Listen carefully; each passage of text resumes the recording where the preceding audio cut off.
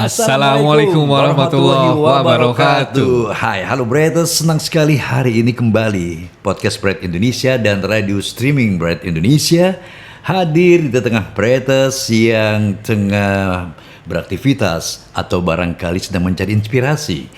Dan seperti hari ini, tidak seperti biasanya pula, saya Sam Sumantri bersama Saya Budi Bright.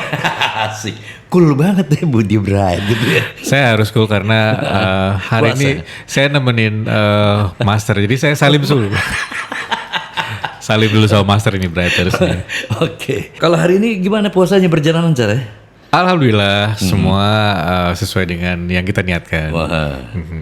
Dan pastinya gak ada dong semacam hambatan-hambatan selama menjalankan ibadah puasa. Hambatan pasti ada aja, pasti ada aja. Di misalnya kita dari pagi berangkat ke tempat kerja gitu ya. Di jalan tiba-tiba ya ada pengendara yang Waduh, arogan, ada ya itu ya. nyebelin banget itu. Oh iya, tapi itu dinamika yang harus dihadapi kalau Harus di jalan. dihadapi. Berarti kita kudu pakai ilmu. Ilmu sabar. Ilmu sabar. sabar. Ya, Dan tawakal. Kita kayak orang bener nih Mas. Nah, Bretters yang beribadah puasa hari ini, kita sampaikan ya selamat menjalankan ibadah puasa. Yang pasti ya dalam menjalani ibadah puasa adalah kita harus memiliki satu pemikiran yang positif ya kan. Amin, amin. Seperti clue yang disampaikan oleh Mas Budi, memang kalau kita sedang menjalani ibadah puasa, godaannya banyak banget ya, macam-macam. Pasti. Ya. Dan salah satu yang tadi di jalan gitu ya. Bener banget tuh Mas. Belum hubungan dengan teman kantor, ya kan? Belum dengan hubungan lingkungan, Kondisi di rumah. kondisi di rumah. Tapi ada sebuah pengalaman yang menarik. Apa tuh Mas Ab? Sekiranya Mas Budi pernah mengalami hal-hal yang sangat unik, menarik saat ibadah puasa. Ada sesuatu yang memang benar-benar menantang kita pengen nonjok, pengen marah gitu loh, atau pengen menangis gitu loh. Iya. Teman pernah bilang, kadang-kadang kalau tinggal di kota besar ya, apalagi kita kerja kan kebanyakan mayoritas kita komuter ya. Iya. Di jalan itu kadang-kadang menjelang maghrib justru luar biasa godaannya Mas. Itu ya. Ya nggak tahu kenapa mereka buru-buru mau berbuka kah, atau mau buru-buru sampai rumah dan seterusnya, atau nggak ngerti apa yang dipikirkan mereka. Tapi perilaku di jalan ini luar biasa. Betul. Luar biasa. Jadi kadang kita malah nggak susah nahan diri gitu. Iya. Sehingga pada akhirnya ya itulah emosi kita kepancing gitu kan. Sampai ya mungkin kalau kita nggak sabar-sabar kita suka mengumpat akhirnya. Itu adalah sebuah ilustrasi bahwa kita memang tidak lepas ketika kita mendapatkan situasi seperti itu. Iya. Yang keluar adalah sumpah serapah. Padahal kita lagi puasa. Ya. Kau ini apa pula kau? Kurang ajar kau kan begitu ya kan? Atau minimal dalam hati rese deh orang gitu. Itu yang lebih berbahaya kali ya. Iya. Karena lebih bahaya ketika dia tidak diungkapkan. Gitu. Iya. Jadi hanya cukup mengumpat dalam hati. Iya. Tapi ada sisi positifnya sih. Positifnya. Iya. Karena nggak keluar langsung. Nggak keluar dan otomatis kan itu mungkin bagian dari seseorang itu menahan diri. Iya. Nah itu adalah bagian yang melekat dalam diri kita sebenarnya ya kan? Iya betul Mas. Ya kan? Iya. Tanpa kita sadari, tanpa kita mengontrol seperti itu. Ya. Dan kalau dari hal-hal kejadian yang sangat katakanlah ini sebenarnya sederhana saja ya. Persoalannya memang banyak, Oke. tapi membuat kita jadi marah dan kita keluar sumpah. Kayaknya kalau untuk ngomongin sumpah serapah nih Mas Sam, ya, ada dua sih kalau yang saya. Ini mohon maaf Brighters ya, dengan segala kerendahan hati, pengetahuan saya nggak terlalu banyak gitu ya tentang sebuah ilmu. Tapi kalau yang saya amati, sumpah serapah itu muncul ada dua faktor sih. Pertama adalah faktor memang kebiasaan.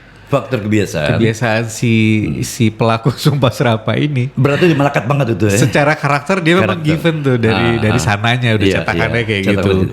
Itu dari zaman bayi atau gimana kira-kira? Ada problem dikit, apa gitu kan. Sering kita dengar. Di sensor ya, gitu ya. Barangkali kita punya teman kayak gitu juga kali ya. Nah, tapi mudah-mudahan itu jangan jadi toxic ya. Betul. Nah, atau yang kedua, sifatnya adalah situasional. Jadi berdasarkan kondisi si orang ini lagi kenapa. Dia lagi kesel, dia lagi kecewa, atau ada hal yang mengganggu gitu ya.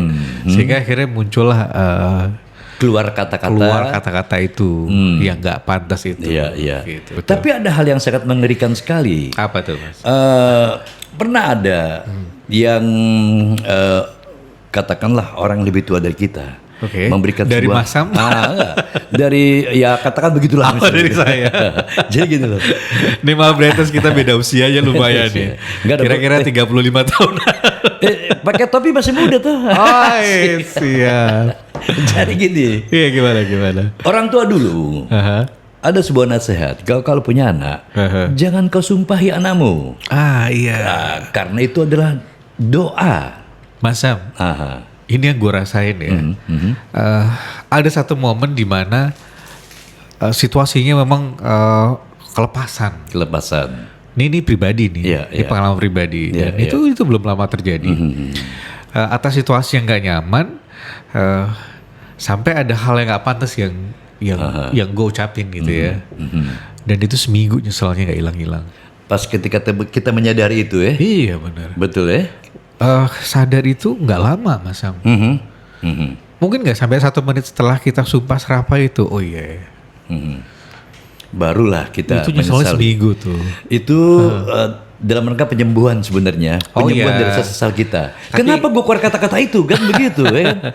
Iya. Mungkin dalam hati kita gini ya. Itu kan bagian dari bagaimana kita mengedukasi gitu ya. Mengedukasi. Pada saat tahap tertentu kan pada akhirnya kita harus tegas juga gitu. Nah, tapi tegas bukan berarti harus kasar. Nah, itu yang kita garis bawahi. Di titik itu, waktu itu yang terlontar dari mulut adalah yang kasar. Sehingga itu penyesalan itu dahsyat itu. Dan itu memang membutuhkan pemulihan yang agak lama. Karena mudah-mudahan ya kan apa yang kita lontarkan kepada seseorang itu tidak menaruh dendam. Oh ya. Karena kalau kita lihat, kita perhatikannya di berita-berita yang sangat viral, terjadi akibat pembunuhan itu karena apa? Caci maki. Betul, kriminal ya. Ya, di masyarakat banyak juga berkembang ya hal-hal misalkan ada sebuah persaingan entah dari sisi ekonomi, entah persaingan dari sisi kerjaan dan seterusnya. Itu rasa iri dengki yang nggak suka sama lihat keberhasilan orang lain itu kan hal yang nggak bisa kita hindari. Nah, terkadang juga orang-orang yang berpikir agak pendek gitu ya, yang nggak suka dengan keberhasilan orang, kadang yang keluar gitu, sok banget lo, gue sumpahin lo nggak bakal, kayak gitu kan. Betul. Nah, tapi orang yang disumpahin itu justru mengambil itu sebagai sebuah motivasi, lecutan buat dia. Bismillah, gue nggak akan kayak sumpahnya dia. Betul. Jadi gue harus lebih baik, gue harus membuktikan bahwa sumpah dia salah. Nah itu kan hal yang positif gitu ya, motivasi positif yang dia adalah pengen membuktikan gitu ya, ya memang dia layak untuk ngedapetin itu. Betul. Gitu. Bagi penerima sumpah, kalau Bretters pernah disumpahin, janganlah berpikir langsung negatif, katakan seperti itu ya. Tapi dari sumpah itulah kita harus memiliki rasa optimis, bangkit kembali, kan begitu ya. Kalau kita terpuruk, tiba-tiba kita ada sebuah kesalahan dan orang itu menyumpahi kita, ya kan, sebuah kalimat yang sangat mujarab sekali, yaitu beristighfar. Sambil berpikir untuk melangkah ke depan. Betul. Asik gak ngomong kayak gitu gampang amat. Padahal gue praktek gak bisa loh. Asli. Itu manusiawi Mas Sam. Dan itu gak bisa dihilangkan. Oh iya. Secara enggak, memang gini, yang kadang-kadang kita tertantang ya oleh sesuatu kondisi ataupun keadaan. Contoh lah, karena kita punya putra atau punya anak lah, katakan itu gak lepas. Kita selalu ada hal-hal yang kurang pantas di mata kita, ya kan? Kita panggil, kita ngobrol enak, tiba-tiba tiba-tiba seperti tadi gue cerita lah, itu kan sangat mengerikan, ya kan? Di diri kita ada karakter manusiawi yang nggak bisa hilang juga begitu aja Mas. betul. Jadi justru ada baiknya juga kita memiliki reaksi terhadap sebuah situasi gitu. Kalau misalkan ada satu situasi tapi kita nggak punya reaksi, tapi harapannya reaksinya positif ya. Terus kita datar aja kan, ya bahaya juga kayak gini kan. Itu berarti gak punya emosi, Mas. Nah, ya kan? Jadi penempatan emosi yang pas juga itu dibutuhkan buat kita nih sehari-hari. Jadi secara bijaksana, bagaimana kita bisa mengolah emosi? Itu dia. Itu sendiri. Ya. Ada sesuatu hal yang barangkali dari Mas Budi bisa sedikit merinci perihal tentang seperti yang kita bicarakan. Oke. Jadi yang pertama sumpah itu yang tadi sempat kita bahas kilas gitu ya. Itu sifatnya penghinaan. Penghinaan atas sesuatu yang memang orang itu nggak puas terhadap orang lain gitu ya. Dia nggak puas, dia benci dan seterusnya. Itu mudah-mudahan kita nggak termasuk ke golongan itu ya. Dan terhindar. Betul. Nah itu dampak emosional sama psikologisnya luar biasa Mas. Dari kegiatan itu gitu, penghinaan itu. Betul. Jadi buat kita yang terbiasa ngomong kasar, ini beda ya, ngomong kasar dengan niat. Betul. Sama ngomong kasar kan gini Mas. Kita di teman-teman bola nih. Ngomongnya itu cenderung kasar Mas. Itu guyonan. Iya. Itu bahasa slang keluar tuh. Betul. Nah justru gini. Bambang Pamungkas tuh, pemain Persija dan tim nasional Indonesia, dia pernah bilang gini, sebuah persahabatan paling tinggi itu adalah ketika kita memaki-maki seseorang, tapi orang itu nggak marah. Malah dia ketawa-tawa, malah dia senang. Artinya yang bisa tanpa kita dia tersinggung di situ ya. Iya. Kan intinya bukan dari hati kita yang memang pengen menjatuhkan orang itu. Betul. Itu adalah sesuatu kalau semacam itu ledekan sebenarnya. Oh iya. Biar lebih akrab saja kan. Ya sorry deh gue nggak keluar bahasa. Kadang-kadang anak-anak sekarang ini ketika dia bicara, ketika dia ngobrol atau main game itu keluar tuh kata binatang tuh. Oh iya. Dia kan keluar untuk orang itu sendiri. Itu dia kan kayak gitu. Iya. Nah, setuju. Kita juga pernah ngalamin masa-masa itu sih ya. Betul. Tapi, kita percaya sih pada satu titik nanti kita sudah mulai realize ya, sadar yang ini nggak pas, yang ini pas dan seterusnya. Berarti kan kita tidak pantasan itu. Oh iya. Ya kan? Selain itu apa lagi Mas? Ada namanya katarsis Mas. Jadi itu dipakai untuk mengungkapkan rasa sakit, rasa penderitaan. Gitu. Nah, berarti dia sudah menahan lama di situ ya? Iya. Ya kan? Ini mudah-mudahan kalau dari sisi keagamaan ya, mudah-mudahan juga kita nggak tergolong ke hal yang kayak gitu. Karena kan maaf berarti itu kan kita seolah menyesali nasib Mas. Iya, betul. Betul. Kita nggak bersyukur terhadap apa yang kita miliki sekarang gitu. Jadi kita bersumpah serapah kepada yang menciptakan kita seperti itu ya. Nah, secara langsung gue miskin aja gimana sih, gue udah sholat udah gimana gitu kan. Udah sholat, udah rajin kerja, udah ibadah segala macam. Masa gue gak ada peningkatan? Ya kan? Sedih pula Mas. Pasti. Sama kayak aku nasibnya Mas. Nah ini udah mulai nih Mas. Mas terpancing nih. Bahaya. Nah terus satu lagi yang lain lagi ada namanya disfemistik. Yaitu tadi digunakan untuk menyampaikan bahwa pembicara tuh berpikiran negatif terhadap pembelajaran yang ini biasanya sih anak-anak yang lagi belajar, anak-anak kuliahan gitu ya. Yang dia kesel sama situasi, ya kayak gitu. Biasa bercandaan ya kayak. Iya. Kita nggak mencontohkan di sini ya. Jadi apa namanya? output yang gak baik lah. Iya, iya. Nah, yang berikutnya ada yang namanya empatik, Mas. Jadi empatik itu dia bertujuan, dia memang ngomongin kasar gitu ya, tapi dia bertujuan buat Memberikan motivasi atau gimana? bukan, justru dia tuh pengen narik orang lain supaya Oh, simpati. Simpati sama dia, gitu. Oh, bener. tapi dengan cara yang salah. Iya kan? Iya, iya, iya. Nah, sekarang agak nggak masuk akal ketika dia melakukan hal yang nggak pas gitu ya untuk ngedapetin simpati orang. Iya, dengan cara memaki orang Betul. di depan umum. Iya. Atau di lingkungan kerja. Ya. Padahal itu seperti tidak harus dikeluarkan seperti itu. Oh iya. Ya kan? Betul. Wah, Jadi itu secara itu- prinsip kan sebenarnya berkata kasar itu enggak. Iya, iya. Sedikit merendahkan tujuannya sebenarnya. Apapun situasinya nggak Iya. boleh dilakukan. Betul, betul. Iya. Dan yang terakhir itu ada yang namanya idiomatik, Mas. Gitu. Nah, ini tujuannya lebih serem lagi nih, Mas nih. Biasanya kalau itu tadi obrolan anak-anak bola yang iya. informal yang ya udah jadi kayak apa ya, kayak habit sekumpulan inilah komunitas gitu. Iya.